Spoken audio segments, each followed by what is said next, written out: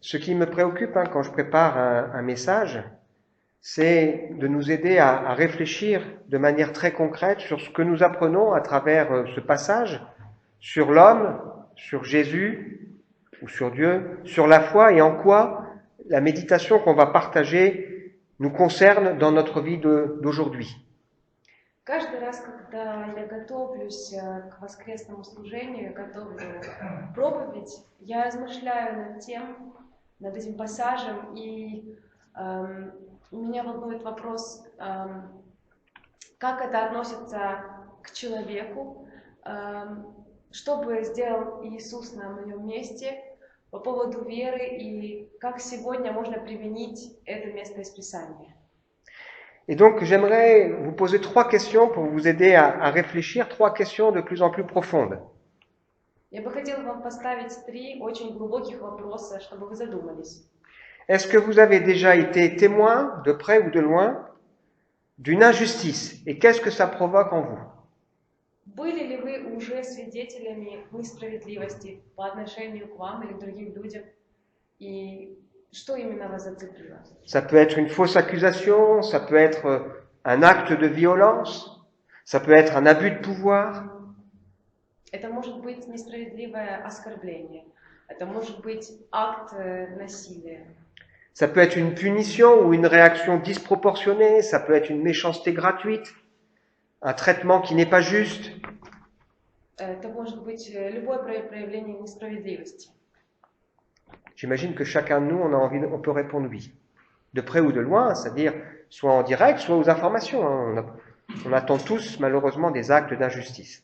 Каждый из нас может ответить на этот вопрос «да».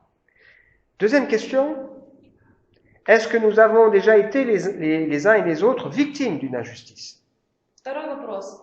Были ли мы с вами жертвами несправедливости? Dans la famille, il y a parfois dans la famille des gens qui sont moins bien aimés que des frères et sœurs, qui sont moins bien aimés les uns que les autres, ou qui ne sont pas aimés de leur père ou de leur mère, ou qui sont maltraités. Возможно, в семье. Возможно, некоторые из нас менее любимы, чем наши братья или сестры. Ça peut être au travail, ça peut être avec les voisins, avec les amis. Это может быть между соседями, между друзьями, на работе. Ça peut même être parfois à l'église. Даже иногда бывает в церкви. Et parfois, ça peut nous laisser un souvenir amer et une blessure profonde. Ça peut créer des fragilités. Il y a des hommes ou des femmes qui ont peur de se confier parce qu'ils ont peur de souffrir. Иногда нам это очень часто может оставить горькое воспоминание или очень сильно нас ранить. À cette question, personnellement, je réponds oui. J'ai déjà été victime d'injustice. И на этот вопрос я могу тоже сказать да, потому что я уже был жертвой несправедливости. Troisième question, est-ce que j'ai déjà été coupable d'une injustice? Третий вопрос, был ли я виновен в несправедливости? Volontairement, parce que j'étais blessé, parce que j'ai fait des amalgames, parce que j'avais peur, ou involontairement, parce que voilà, il y a des circonstances qui font que ce jour-là, j'étais pas en forme et j'ai pu être injuste. Каждый из нас, желая того или не желая того, был виновен в несправедливости. À cette question, je suis obligé de répondre oui. И на этот вопрос Ça m'est я déjà arrivé. обязан ответить да, потому что это уже было со мной. Ça veut dire que ce problème de l'injustice, il me semble, nous touche tous, de près ou de loin. Мне кажется, что несправедливость касается каждого из нас. On peut être soit témoin, soit victime, ou soit coupable. Мы можем быть либо свидетелями, либо жертвами, либо виновниками несправедливости. Et ça m'amène au titre de ce matin, comment réagis-tu face à l'injustice? И сегодняшнее название сегодняшней проповеди переводится как ты ведешь себя в виде несправедливости. Il y a un golfeur célèbre qui s'appelle Bobby Jones, qui est appelé le Mozart du golf. Есть один игрок в гольф, который был очень известным, и его даже назвали Моцартом гольфа. Il est célèbre pour sa mésaventure à l'US Open en 1925 où s'est lui-même infligé une pénalité parce qu'il avait touché la balle et personne ne l'avait vu. И он специально сделал пенальти, потому что он забил гол, но никто этого не увидел. Et à cause de ça, il a perdu le tournoi. Из этого он проиграл эту игру. Mais cet homme, quand les arbitres sont venus le féliciter, a répondu, vous auriez pu aussi bien me remercier de ne pas avoir braqué une banque. Il n'y a qu'une seule façon de gagner et de jouer à ce jeu. Si j'avais triché, ça n'avait pas de sens. Он сказал, если бы я совершил что-то неправильное, говорит, это была бы неправильная игра. Я не хотел играть нечестно. Ça aurait été injuste. Это было бы несправедливо. Alors ça fait le lien avec aussi tout ce qu'on a partagé ensemble depuis ce matin. On a lu en particulier trois textes de la parole de Dieu. Le premier, c'est le psaume 115 où le psalmiste exprime que c'est pas à nous mais à Dieu soit la gloire, même si les gens autour de nous nous disent mais où est ton Dieu et qu'est-ce qu'il fait? Сегодня мы читали 3 места из Писания, которые привели нас к этому месту. И даже если мы говорим, да, мы должны говорить только Господу единому слава, даже если люди вокруг говорят, где твой Бог. Dieu est au ciel et il fait tout ce qu'il veut. Et le psalmiste peut dire, ça vaut la peine de se confier en lui. Бог находится на небесах, и Он делает то, что Он хочет. И только Ему одному слава. Nous avons lu aussi le psaume 3 qui nous raconte comment David s'est confié en Dieu dans le contexte qui va nous occuper ce matin. Son fils, Absalom, décide de le détrôner et l'attaque avec violence. Мы также читали 3-й псалом, в котором Давид говорит о том, что он доверяет Богу в тех условиях, в которых он оказался, когда его сын Авессалом решил занять его место, его трон своего отца. Clairement, c'est injuste. Et David, dans ce moment-là, comment il réagit? Il compose un psaume que le peuple apprendra et chantera régulièrement, dans lequel il dit « Nombreux sont ceux qui disent « Il n'y a plus de secours pour David en Dieu ». Ils ont l'impression, et les gens disent « Ah, Dieu a abandonné David ». C'est pour ça qu'il lui arrive ça. Mais lui, il dit quoi? Il dit « Tu es mon bouclier ». И даже в этих условиях это несправедливо со стороны Авессалома, это очевидно. Но в этих условиях Давид написал этот псалом, чтобы сказать Богу, что я тебе доверяю. Даже если люди вокруг, весь народ говорил, что Бог тебя оставил, Давид этому не верил, он верил Господу. Tu es celui qui relève ma tête, celui qui m'exaucera, même dans ce contexte difficile. Je peux me coucher, je peux me réveiller, je suis en paix. И даже в самых сложных моментах я стою, и я просыпаюсь, и я в мире с тобой, Господи. Les gens qui parfois ont commis des injustices pour arriver au pouvoir ou autre, ils doivent, j'imagine que parfois ils se couchent et ils s'endorment et ils doivent surveiller leurs arrières. Люди, которые переживают какую-то несправедливость, очень часто они вынуждены все контролировать, что происходит в их жизни. Et puis le troisième texte que nous avons lu ce matin, c'est ce texte d'Ésaïe 53, un texte extrêmement fort qui nous parle de celui qui va venir comme étant le souffre-douleur, Jésus. Также мы читали сегодня 3-й текст Исаии 53 глава, где говорится о том, что на землю придет тот, который будет страдать. Méprisé, abandonné des hommes, habitué à la souffrance, comme une brebis, il ne dit rien et il se laisse faire. И он будет унижен, будет всеми покинут, брошен и предан, и он будет страдать, он будет знать об этом. Ce texte d'Ésaïe nous montre que Jésus peut pleinement comprendre l'injustice que nous-mêmes nous subissons, parfois, puisqu'il l'a lui-même vécu.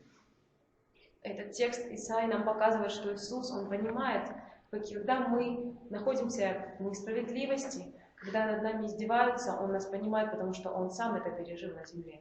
Mais j'ai l'impression que c'est important pour nous aussi de comprendre que sur la croix ou à la croix, Jésus, il a été comme pris en tenaille, d'un côté avec la violence des hommes qui vont crier « Crucifie-le, crucifie-le ». Juste avant, on va lui mettre une couronne d'épines, on va frapper son dos, on va lui cracher dessus, on va déchirer ses vêtements. La violence des hommes. et puis de l'autre côté, la colère de Dieu qui frappe Jésus parce que Jésus porte sur lui tous nos péchés. Мы должны понять, что когда Иисус был на кресте, с одной стороны, Он терпел ужасные страдания. Ему на голову повесили венец терновый, и ему пробили гвоздями руки и ноги. Над ним издевались, ему плевались. Но, с другой стороны, Он понес тот гнев, который мы заслужили, каждый из вас и из нас. Каждый из нас заслужил тот гнев, который Он забрал на себя. Jésus subit une double colère qui est liée finalement à sa double nature. Il subit la colère en tant qu'homme, puisque Dieu le frappe pour les péchés des hommes, et il subit la colère en tant que Dieu, puisque les hommes le rejettent comme ils rejettent Dieu. Он забрал этот гнев за каждого из нас, забрал на себя и понес на кресте. Dieu a-t-il été méchant envers Jésus-Christ? Bien sûr que non. Il y avait une parfaite unité entre le Père et le Fils, et Jésus sur la croix, c'est une partie de Dieu lui-même qui meurt. C'est une partie de Dieu lui-même qui souffre. Et bien sûr, Dieu lui-même souffre en voyant son Fils. Il détourne les yeux devant ce Fils qui se charge de nos péchés. И можно сказать, что Бог неправильно, несправедливо поступил с Иисусом, но нет, это часть Бога, которая страдает. Иисус Христос – это Его часть, и они вместе страдают. Bien sûr, il a été frappé, il a été blessé, et la Bible nous dit que Dieu va le briser, mais la Bible nous explique quand même que Dieu est celui qui ne se plaît pas à punir, mais qui trouve son plaisir à pardonner le méchant. Он очень сильно страдал, но Богу не нравится нас наказывать. Он любит нас прощать. Il est celui dont la colère ne dure pas à toujours, mais qui prend plaisir à la miséricorde et qui se plaît à faire preuve de compassion. И он немного берет времени, он не гневается долго, он хочет нас простить, и он милостив к тем, кто просит прощения за свои грехи. Alors comment réagissons-nous à l'injustice, cette injustice qui est partout? Ingratitude, irrespect, abus de pouvoir, on profite de la gentillesse, mensonge. Несправедливость повсюду. Это недоброжелательность, это издевательство, это вранье. Et là où peut-être je vais vous surprendre, c'est de dire que l'injustice, elle fait partie de la vie des hommes et des femmes, mais elle fait aussi partie de la vie du croyant, et même surtout de la vie du croyant. Несправедливость очень много проявляется в жизни мужчин и женщин, а также в жизни верующих людей. И, скорее всего, больше всего в жизни верующих людей. Il y a au moins deux raisons à ça. La première, c'est que la Bible nous dit que le disciple n'est pas plus grand que son maître. Et si on a rejeté le maître, on rejette aussi les disciples. И ученик, он не выше своего учителя. И если мы гоним ученика, значит, что мы гоним и учителя. Et la deuxième grande raison, c'est que l'injustice dans nos vies, c'est une école que Dieu utilise. И несправедливость в нашей жизни – это Господь, это Его школа, это школа Бога, которую Он использует в нашей жизни, чтобы мы росли в вере. Pour transformer notre caractère, pour nous apprendre à nous rapprocher de lui, à nous confier en lui. Чтобы трансформировать наш характер, чтобы изменить наши сердца. Pour nous montrer que les hommes nous décevront toujours, mais que Dieu, lui, ne nous déçoit pas. C'est une école dans laquelle Dieu nous montre qu'il est celui qui peut nous consoler, qu'il est celui qui peut nous relever, il est celui qui peut, lui, se tenir à nos côtés quand tous pourraient nous abandonner. Чтобы показать, что человек очень часто ошибается, но Бог всегда остается при своем слове, и что Он всегда может нас утешить.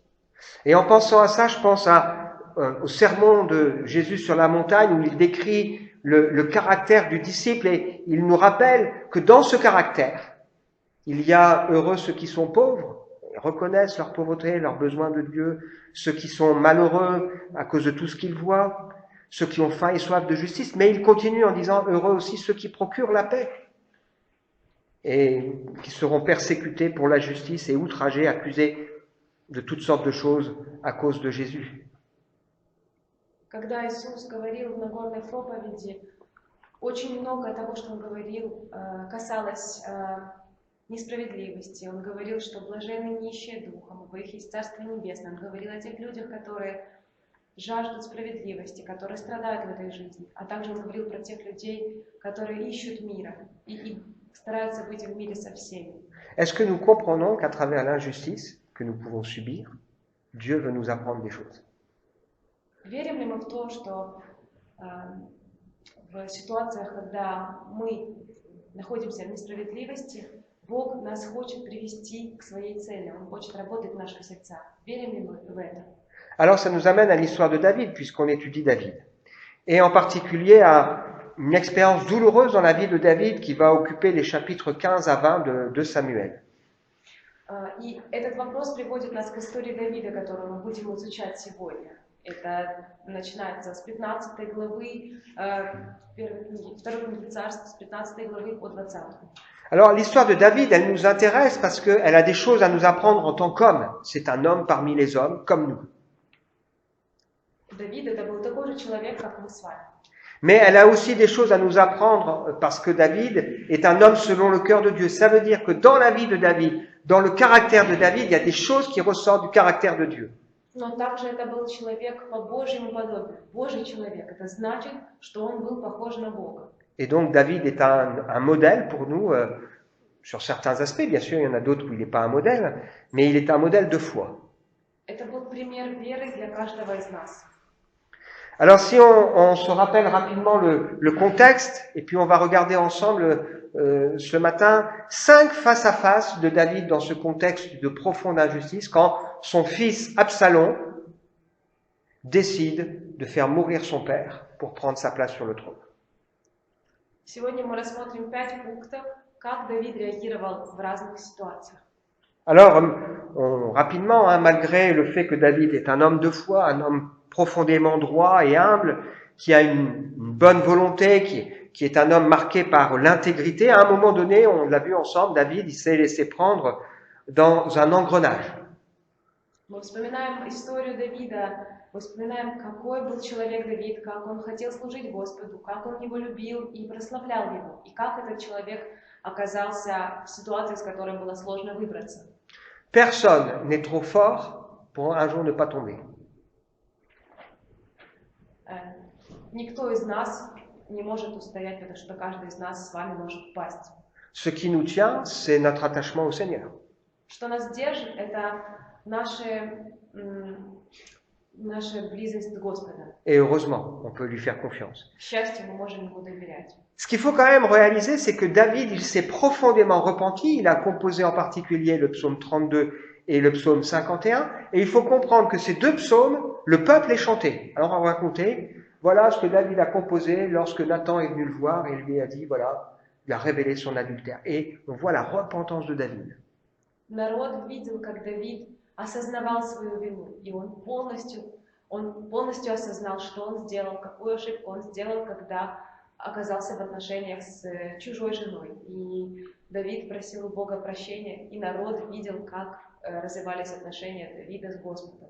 Franchement, il fallait un sacré courage pour composer des psaumes comme ça, et puis les apprendre au peuple, pour que jamais on oublie. David, un jour, ok, mais il s'est profondément repenti, et Dieu l'a relevé. Это нужно иметь огромную храбрость, чтобы написать такой псалом, чтобы весь народ пел об этом происшествии, чтобы люди, другие поколения видели и знали, что да, была такая ошибка, но Давид осознал, что он оступился. Malheureusement, David, il y a des choses qu'il n'a pas réglées dans sa famille, probablement parce qu'il a manqué quelque chose dans son histoire, c'est de comprendre que puisque Dieu l'a relevé, il a le droit de regarder la paille dans la vie de son voisin. Но второе, что Давид, возможно, не доработал в своей семье, это то, что он не понял, наверное, до конца, что даже если Бог его поднял и помог ему, и простил его, Давид мог исправить многие моменты в своей семье, и он мог говорить о ошибках других спокойно, без сожаления, без стыда. Alors, dans la famille, ça va être une catastrophe. Il y a un fils qui va violer sa sœur. David va rien dire, il va juste être en colère. Ensuite, il va y avoir Absalom qui va faire mourir son frère. David va être en colère. И далее в семье Давида будут происходить страшные вещи. его сын изнасиловал свою сестру, потом его сын Авессалом убил своего брата. Absalom va se sauver pendant 3 ans loin de son père, puis quand il va revenir, il voudra pas lui parler. Ça va durer encore 2 ans avant qu'à un moment donné, il y ait un début de réconciliation. Mais on comprend dans le texte que David, malheureusement, n'a pas été au bout des choses. Авессалом сбежал на 3 года. Через это время он вернулся, но он не хотел на протяжении 2 лет говорить с отцом. Было очень много последствий печальных и трагических. Et ça nous amène à cette histoire où le premier face-à-face, c'est David face à son fils Absalom. Absalom, maintenant, c'est l'aîné, puisqu'il y a son frère Amon qui l'a tué, et puis il y a un deuxième frère, apparemment, qui a dû mourir aussi assez jeune. Et puis on est ici dans cette histoire. Après cela, Absalom se procura un char et des chevaux, ainsi qu'une garde personnelle de 50 hommes qui couraient devant son char. Il se levait de bon matin et se postait au bord de la route, qui conduisait à l'entrée de la ville. Chaque fois que passait un homme qui se rendait auprès du roi pour demander justice à propos d'un litige, Absalom l'interpellait et lui demandait « De quelle ville viens-tu » L'autre répondait « Ton serviteur est de telle tribu d'Israël. » Alors Absalom lui disait « Ta cause elle est juste, tu es dans ton bon droit, mais vois-tu, personne ne t'écoutera chez le roi. » Alors, il se comporte déjà ici comme s'il était roi. Parce que quand il y avait des rois, il y avait normalement des hommes qui couraient devant lui, devant son char. Il y avait une prestance. То есть мы понимаем, в этой ситуации Авессалом это был первый сын, так как 2 старших брата их уже не стало. И здесь, в этой ситуации, он ведет себя как царь. Он уже хочет быть царем. Puis il ajoutait, si je rendais la justice dans ce pays, tous ceux qui seraient en litige ou en procès viendraient me trouver, je leur ferais justice. Quand quelqu'un s'approchait pour s'incliner devant lui, il lui tendait la main, le saisissait et l'embrassait. Absalom agissait ainsi envers tous ceux d'Israël qui se rendaient auprès du roi pour demander justice. De cette manière, il conquit insidieusement les suffrages des gens d'Israël. Voilà. On a, entre David et Absalom, on a clairement ici 2 types de manières de régner.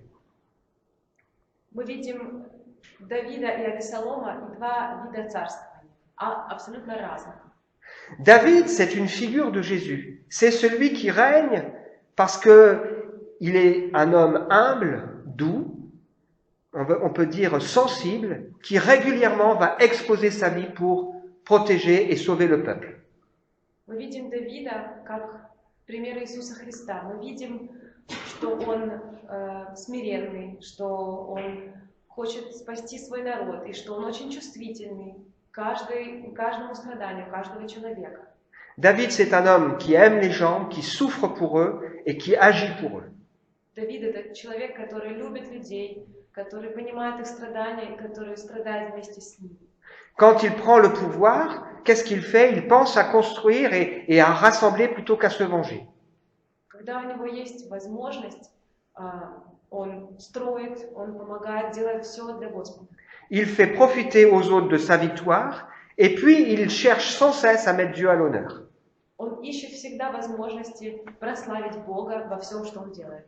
C'est un homme qui est reconnaissant envers Dieu et qui n'oublie jamais d'où il vient. Un simple berger que Dieu a été chercher. Это человек, который всегда благодарит Бога за все, что он для него сделал, и всегда помнит о том, откуда он пришел. Это простой человек, который пас овец когда-то. Absalom, c'est tout l'inverse. C'est un homme rusé, qui a une belle prestance, manipulateur, profiteur, qui dit aux gens ce qu'ils ont envie d'entendre. Мы видим Авессалом совершенно другой человек. Это манипулятор, это человек, который жаждет славы для себя лично. C'est un homme superficiel, un homme qui vit pour l'instant immédiat. Это суперчеловек, который живет в свое удовольствие. C'est un voleur, c'est un homme violent qui va piéger dans cette histoire des personnalités qui n'a rien à faire des blessures et des dommages collatéraux. Ce qui compte, c'est sa réussite. Это вор, это человек-насильник, это человек, который будет бороться до последнего, чтобы получить то, чего он хочет. Un peu plus loin, on nous dit que le peuple était en larmes, mais lui, Absalom, c'est pas son problème. Мы, если пройдем чуть-чуть дальше в этой истории, увидим, продвинемся, мы видим, что люди плакали, но Авессалома это не трогало, он занимался своими делами. Il périra, Absalom, hein, à cause de son orgueil, à cause du fait qu'il a voulu tellement une victoire éclatante qu'il n'a pas écouté les conseils qui auraient pu l'amener à une victoire plus modeste. Но он проиграет, потому что он не хотел слушать других людей, он хотел стремиться только к своей победе.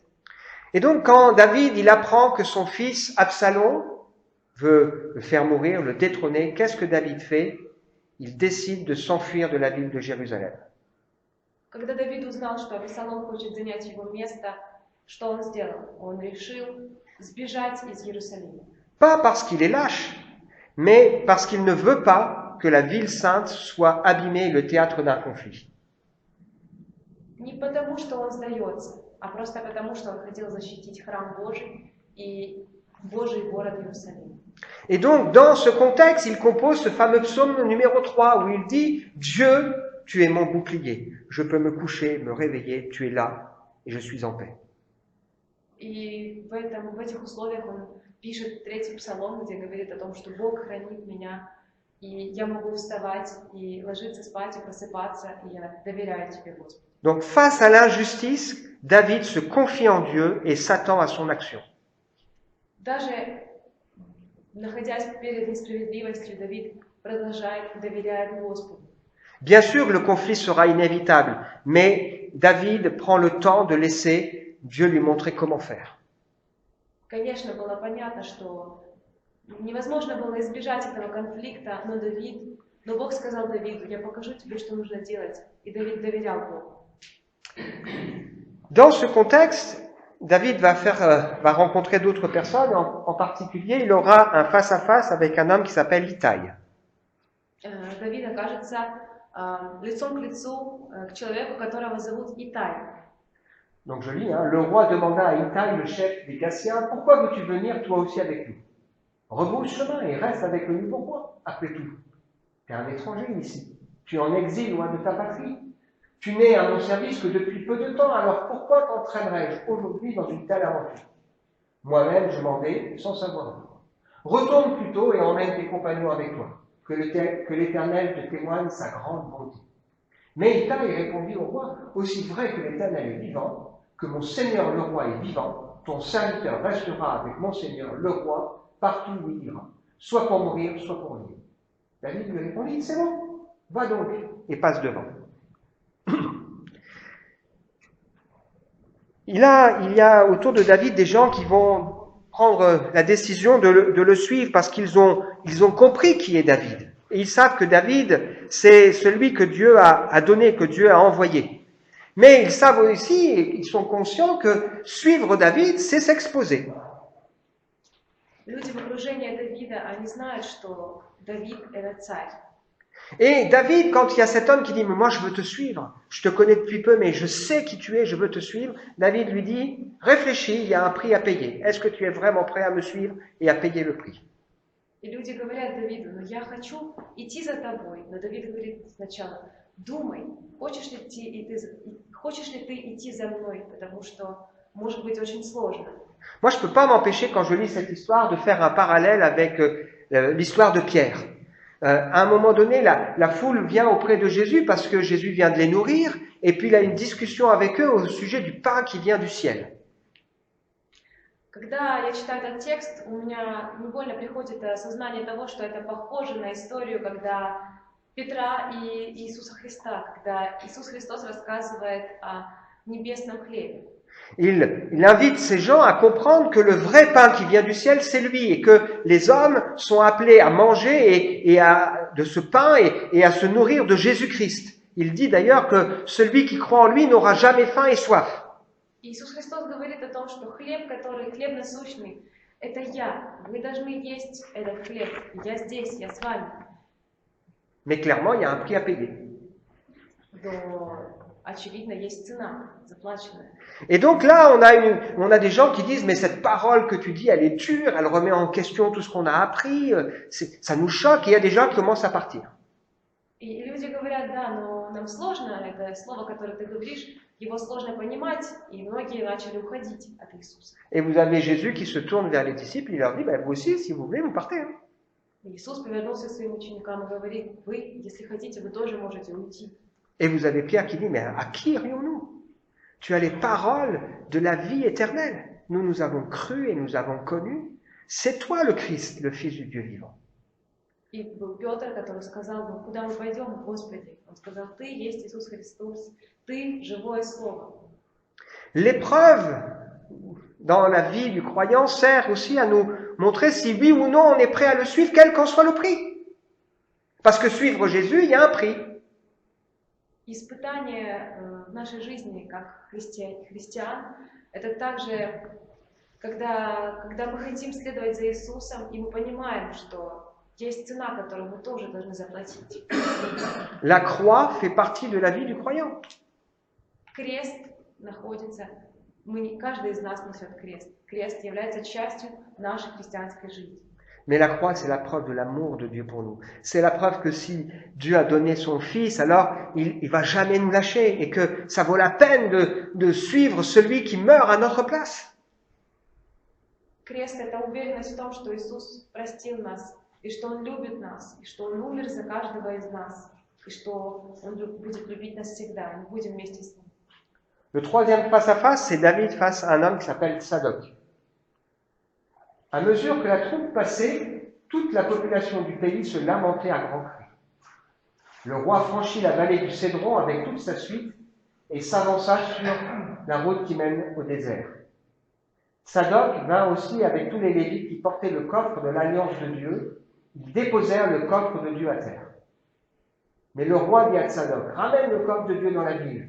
Si l'Éternel m'est favorable, il me fera revenir et me permettra de revoir le coffre ainsi que le sanctuaire. Si par contre il déclare « Je ne prends pas plaisir en toi », eh bien, qu'il me traite comme bon lui semblera.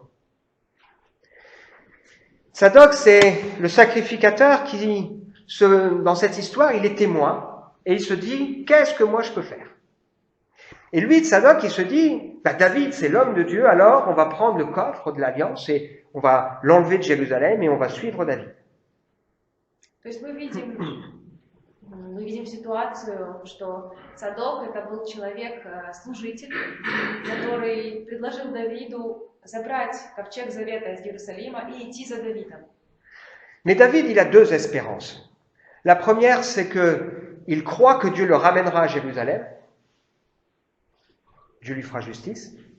Но у Давида было две надежды. Первая это то, что он верил, что Господь его вернет назад в Иерусалим и исполнит милость свою.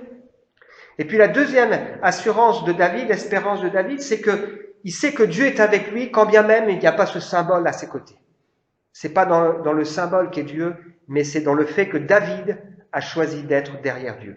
И Давид верил в то, что Господь был с ним, но не в символах, которые показывали Бога, но в том, что Он просто был рядом с ним. Невидим. Si Dieu est pour nous, qui sera contre nous? Et comment Dieu pourra-t-il être pour moi? Il sera pour moi si moi j'ai choisi d'être avec lui et de le suivre. C'est pas l'inverse.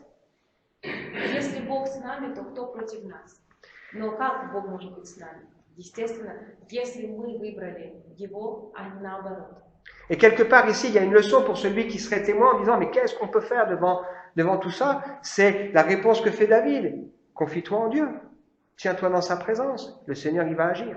И второй урок, который мы берем из этого места Писания, это когда ты задаешь себе вопрос, ну что я могу сделать? Ответ Давида: просто доверяй Господу, и Он исполнит справедливость. Et c'est ce qui va se passer d'ailleurs. Quatrième rencontre, c'est la rencontre face à un homme qui s'appelle Achitophel ou Ahitophel, ça dépend des traductions. Cependant, David gravissait pieds nus et la tête voilée la montée des Oliviers. Ça nous rappelle quelque chose, ça, hein, avec Jésus. Il s'avançait en pleurant. Tous ceux qui l'accompagnaient s'étaient aussi voilés la tête et montés en pleurant. On va rapporter à David qu'Ahitophel s'était joint aux conspirateurs autour d'Absalom. David s'écria, ô Éternel, rends les conseils d'Ahitophel inefficaces. Lorsque David lui atteint le sommet de la colline où l'on adore Dieu, Hushai l'Archien, son conseiller personnel, va à sa rencontre, son vêtement déchiré, la tête couverte de poussière. David lui dit, si tu me suis, tu me seras à charge. Mais si au contraire, tu retournes à la ville, et si tu dis à Absalom, je suis ton serviteur, au roi, j'ai été jusqu'ici au service de ton père, mais maintenant c'est toi que je veux servir, tu pourras contrecarrer en ma faveur les conseils d'Ahitophel. Alors Ahitophel, là, c'est particulier. Ahitophel, c'est le conseiller principal de David. C'est le grand-père de Bathsheba, sa femme avec laquelle il a eu Salomon. Un ami intime de David. Ахитофел — это был человек, это был главный советник царя, и это был дедушка Версавий, и это был очень близкий человек для Давида. C'est un homme qui est profondément respecté, c'est un homme influent, et on dit de lui que chaque fois qu'il dit quelque chose, c'est comme si c'était une parole de Dieu. И этот человек был очень влиятельный, и каждый раз, когда он что-то говорил, это было как Божье слово. Et cet homme qui est le plus proche de David le trahit. И самый близкий человек для Давида предает его. Il semble que c'est à propos de cet homme que dans le psaume 41, David va parler de celui avec qui il était en confiance, qui mangeait son pain et qui va lever le talon contre lui. И в 41-м псалме Давид будет рассказывать об этом предательстве, что тот, который ест вместе с ним хлеб, предаст его. C'est pas sans nous rappeler Judas, hein? Celui qui est là à côté de David, qui mange avec lui. D'ailleurs, que quand Jésus désignera Judas comme celui qui va le livrer, il citera ce texte du psaume 41. Il a celui qui a mangé a levé le talon contre moi. Это напоминает нам историю с Иудой, который ел вместе с Иисусом, и Давид привел в пример место из этого псалма: тот, который ест со мной, меня предаст. Et donc, quand David il apprend que son conseiller principal a décidé de le trahir, bien sûr, il est affecté. Et qu'est-ce qu'il fait? La seule chose qu'il puisse faire, il prie. И когда Давид узнает, что главный, единственный его советник его предает, единственное, что он может сделать, он молится. Et il supplie Dieu, ô Éternel, rends les conseils d'Achitophel inefficaces. И он молится, и он умоляет Бога, чтобы Бог послал Ахитофелу неэффективные советы. Et c'est ce qui va se passer. Pour la première fois, la suite nous montre que pour la première fois, on ne va pas écouter Achitophel, mais on va écouter quelqu'un d'autre que Dieu va envoyer, qui s'appelle Hushai. И то, что и происходит, так и произошло. Люди не послушались Ахитофела и послушались другого человека. Comment cet homme va-t-il finir? Il va se suicider. Как этот человек закончит? Он покончит жизнь самоубийством. Tellement choqué, blessé par le fait qu'on n'a pas écouté ses conseils. Judas va lui-même se suicider.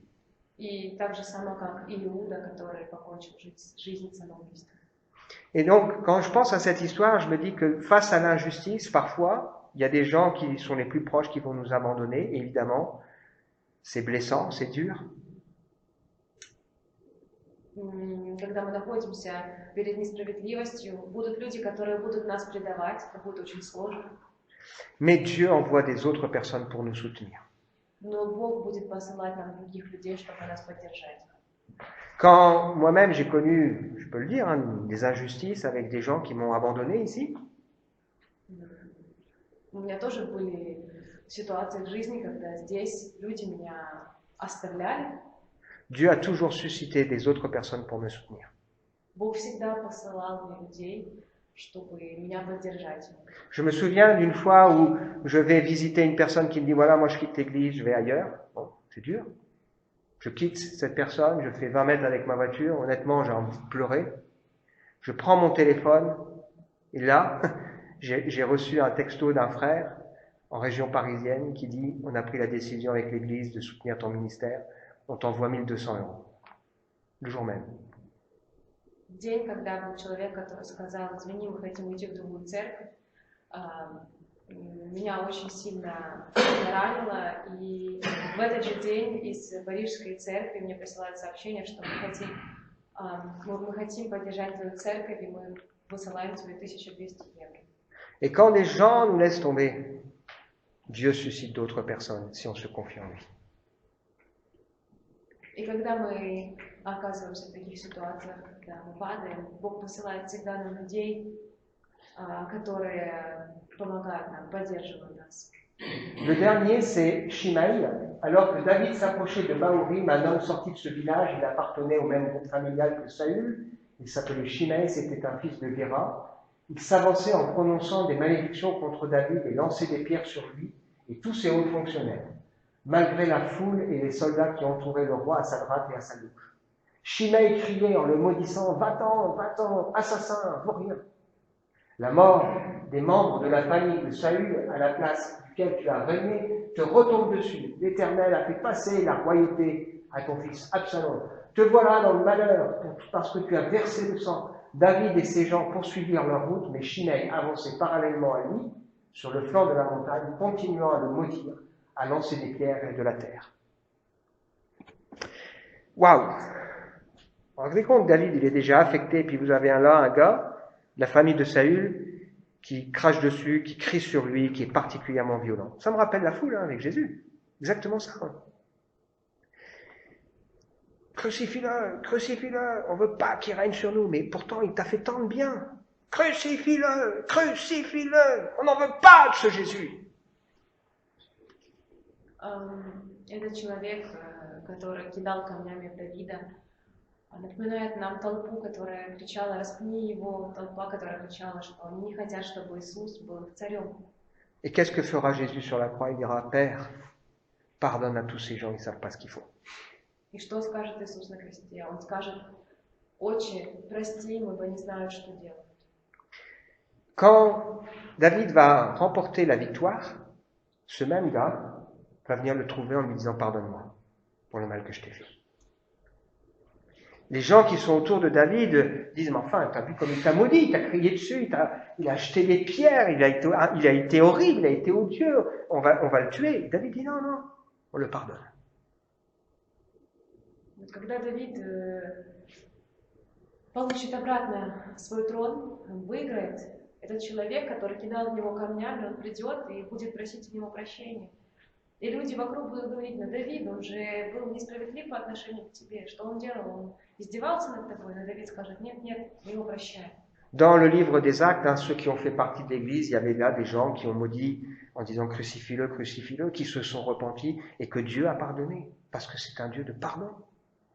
В книге «Деяния апостолов» также были места Писания, были люди, которые говорили: распни его, распни, и потом они раскаялись в этом грехе. Alors dans toute cette affaire, on pourrait se dire mais où est Dieu? Mais en réalité, on voit Dieu qui est toujours là, présent derrière David. Quand à un moment donné, il y a cet homme Ahitophel qui trahit David, tout de suite Dieu envoie Hushai, un autre ami qui va lui soutenir David et être un conseiller important. Et la Bible d'ailleurs nous dit que Dieu avait résolu d'anéantir les conseils d'Ahitophel afin d'amener le malheur sur Absalom. И в этой ситуации мы постоянно думаем: где же был все это время Бог, когда это все происходило с Давидом? И в ответ: Бог был всегда рядом, Он всегда помогал Давиду. Он всегда посылал людей, которые давали ему правильный совет и которые были вместе с ним, поддерживали его.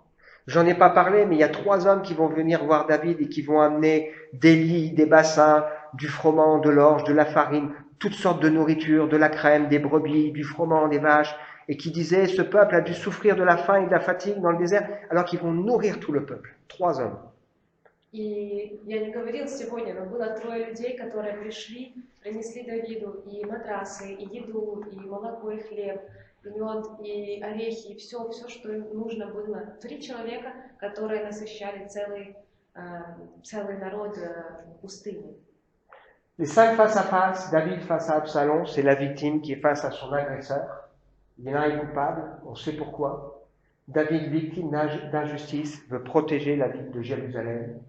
Et il va faire la seule chose qui était utile de faire, il va se confier en Dieu, trouver en lui le repos et la paix, et attendre que Dieu lui dise quoi faire. Первый пункт. Давид лицом к лицу с Авессаломом. Он хотел защитить город Иерусалим, и он хотел быть в мире с Господом.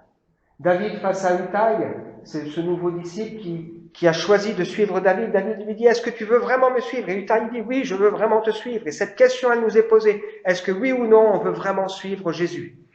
И Давид, второй пункт, когда Давид был лицом к лицу к этому человеку Итаю, новый человек, который следовал за ним, чужеземец, которому Давид сказал, неужели ты хочешь идти за мной? Он сказал, да, я хочу. И это мы должны задавать вопрос, хотим ли мы идти за Иисусом, как хотел этого Петр.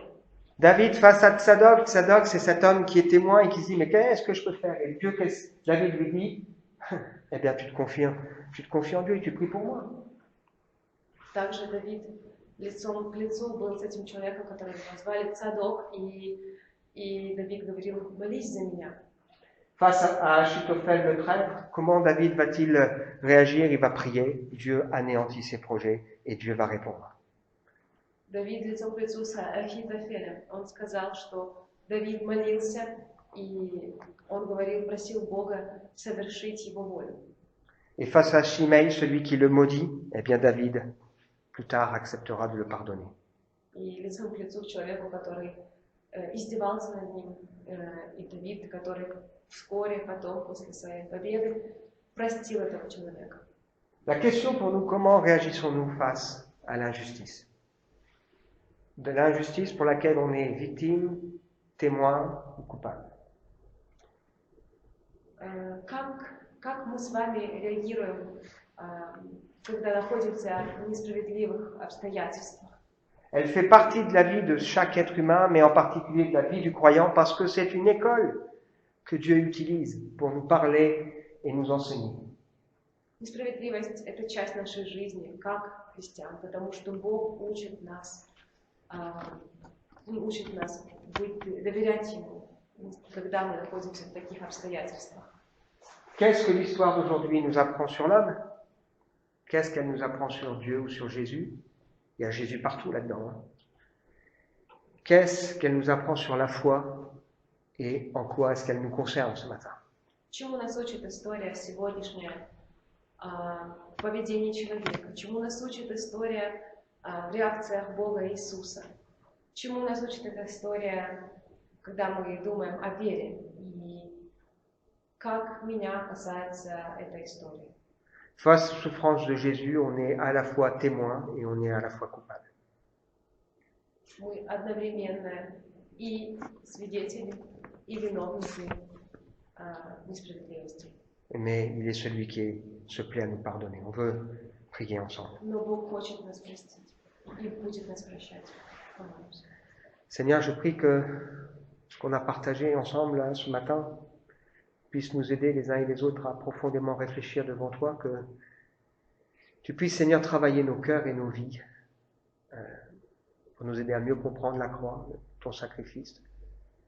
Je prie, Seigneur, que si nous sommes nous-mêmes témoins, nous puissions réfléchir comment réagir, et si nous sommes victimes ou coupables, que nous puissions adopter la bonne attitude, à l'image de ce qu'a fait David. Il s'est confié en toi, qui a choisi de pardonner, qui a choisi de te regarder plus loin.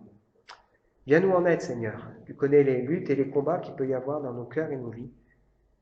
Seigneur, aide-nous à mieux t'aimer et à mieux comprendre qui tu es. Amen.